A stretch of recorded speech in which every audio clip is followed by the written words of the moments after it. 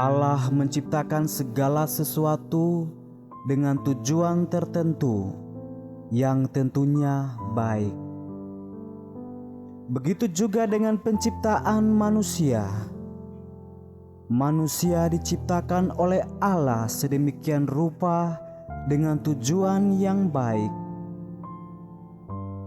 Allah bahkan sudah menyiapkan rencana yang terbaik bagi manusia di dalam kehidupannya.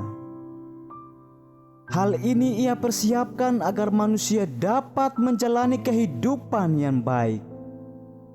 Namun, meski Allah itu Maha Kuasa, Allah kita bukanlah Allah otoriter. Ia adalah Allah yang penuh kasih kepada setiap penciptaannya, terutama manusia. Ia tidak memaksakan kehendaknya kepada kita. Oleh karena itu, Allah memberikan manusia akal budi dan kehendak bebas. Kehendak bebas itu dapat kita pakai untuk menentukan apa yang ingin kita kerjakan, apa yang ingin kita lakukan. Dengan kehendak bebas tersebut, kita dapat memilih untuk mengikuti jalan Tuhan atau mengikuti kedagingan kita. Sayangnya, semua manusia telah jatuh dalam dosa. Kita tidak dapat lepas dari kedagingan kita. Kemudian, kita seringkali memakai kehendak bebas yang telah Allah berikan untuk memenuhi nafsu kedagingan kita. Hal ini kemudian membawa dan menjerumuskan kita ke dalam masalah. Masalah seringkali datang ketika kita berusaha untuk memenuhi kedagingan kita. Namun, masalah pun juga dapat muncul ketika kita berusaha mengikuti jalan Tuhan. Masalah tidak pernah kita duga kapan datangnya, tetapi ia pasti datang di tengah masalah yang datang. Kita pasti terus berusaha mencari solusi dari masalah tersebut. Banyak orang yang merasa tertantang dengan adanya masalah. Mereka merasa masalah dapat membawa mereka naik ke satu level kehidupan yang lebih tinggi. Mereka percaya dengan apa yang dikatakan ayat Alkitab tentang kekuatan. Sayangnya, tidak banyak juga orang yang merasa lelah dengan masalah yang mereka hadapi. Mereka kemudian memilih untuk menyerah, bukan hanya dari masalah itu, bahkan dari kehidupan. Sebagai anak Tuhan, kita tidak boleh kalah dengan masalah. Kita harus kuat menghadapi masalah sesuai yang dikatakan dalam ayat Alkitab yang menguatkan dalam masalah. Allah ingin kita teguh berdiri menghadapi masalah tersebut.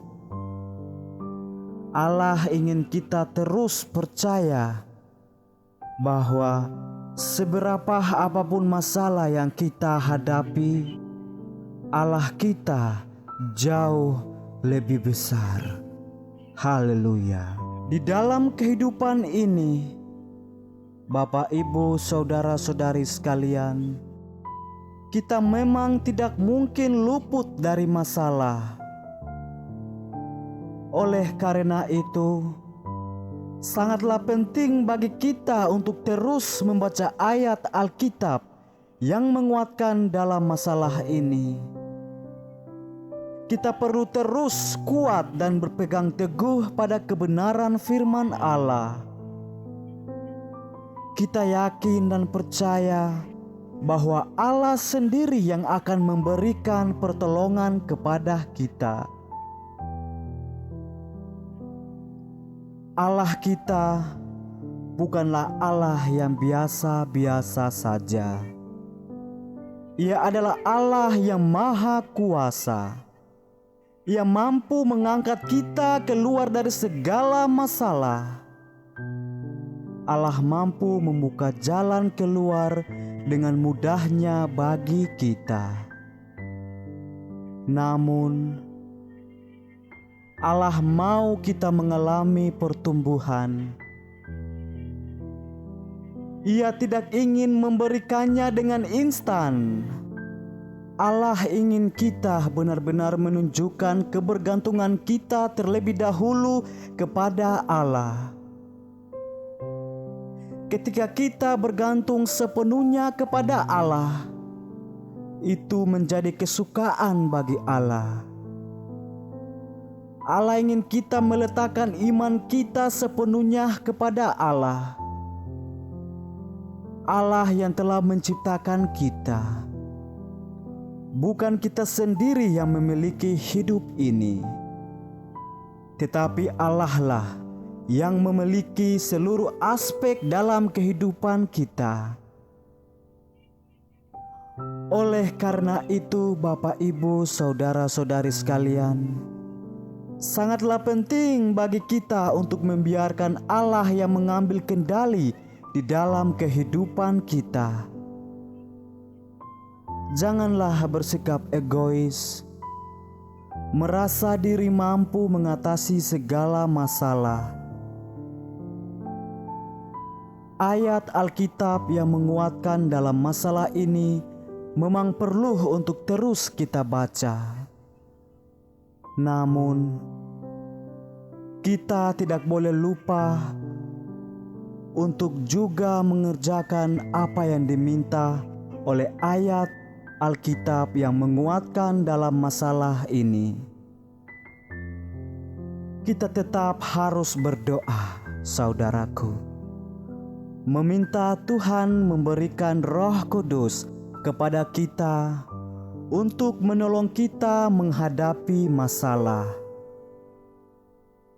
Kita pun harus tetap mampu mengucap syukur dan bersuka cita di tengah masalah yang kita hadapi. Sekiranya segala kemuliaan bagi nama Allah. Tuhan Yesus memberkati Bapak, Ibu, saudara-saudari sekalian, dan saya. Haleluya. Haleluya, haleluya, amin.